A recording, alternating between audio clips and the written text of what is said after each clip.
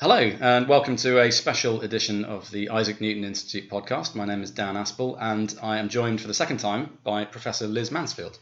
Hi Dan. So it's a joy to have you back, Liz, and joy is in fact the subject we're going to be talking about because most people listening to this will be receiving it as part of an email, which I'm going to shortly be sending out to the maths community in general. You are going to be giving a talk next week, which you volunteered to give here at the Newton Institute, and its title is On the Nature of Mathematical Joy. So tell me, what's this talk going to be about? So I was asked to give a public lecture at my institution at the University of Kent, and the title of the talk came to me, and in fact the talk as a whole came to me. I talk about 7 levels of mathematical joy, beginning from the simple to the most esoteric, I think. And I think esoteric's the right word. Maybe that's not the right word. But anyway, so it's not quite the 7 levels of hell, Dante's Inferno, it's inverted.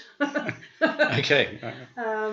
A response to his 7 levels of hell. Well, whatever people... No, it's the opposite. Yeah. I suppose some people do find thinking about mathematics... They've been trained to think of mathematics as somewhat hellish in school, and so this is the opposite story. And who was this aimed at? So when I gave the talk at Kent, I had students from master classes and their parents all the way through to professors of engineering and computer science.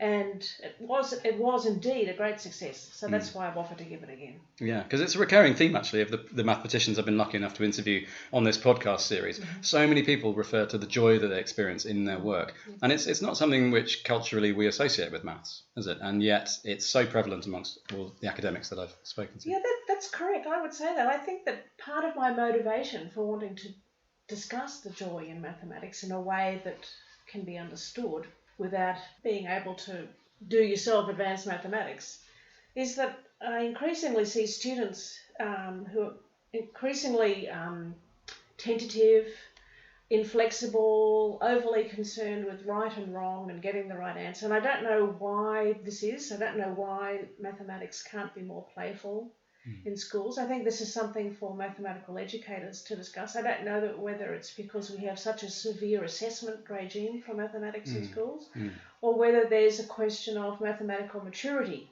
in which you develop some confidence and ability to interrogate a conceptual idea, interrogate an idea and play with it and have fun with it. So I'm not quite too sure what the impediments are. I don't think I'm the right person to talk about that, but I'm putting the point of view that this is what we need to have. I want school students and university undergraduates both to have the experience, at least a taste of the experience that I have every day. Yeah, it sounds like a wonderful conversation opener for everybody. And do you feel that people will come away from the talk thinking about their own joy? Because most of these people are going to be professional mathematicians or early career researchers. When they... the attendees, I imagine, next week. Maybe when I give it here, that's the case. But certainly that wasn't the case in other places. And I do think that people do come away thinking about what are their joys. Yeah. What are their 7 levels? It sounds like a good one that would lead into education in general. If this talk were to be given at a place where teachers go to train, for example, with mathematics. Well, I've certainly chosen the mathematical topics to be somewhat accessible, at least to be able to understand why there's some mathematics there, even if not the mathematics itself, but certainly what the mathematics is trying to achieve. Do you think it will make people look at their own lives within mathematics in a different way, perhaps in a positive way? That sounds like what you're going for. I think that quite a few of my mathematical colleagues who've heard the talk have recognised some of the things that I talk about. Yes, absolutely. Yeah, wonderful.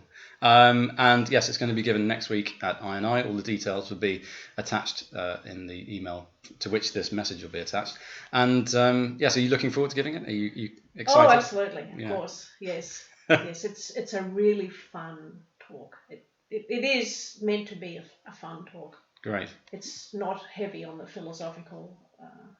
There's not a great deal of philosophy or sociology. It really is just fun. Okay, super. Well, I very much look forward to mathematical joy. Yes. Yeah, super. Oh, well, thank you for taking the time, Liz. We'll wrap this up so that we can get it sent out ASAP. Thank you, Dan. And thanks again. I look forward to it next week. Thank you, Cheers. Dan.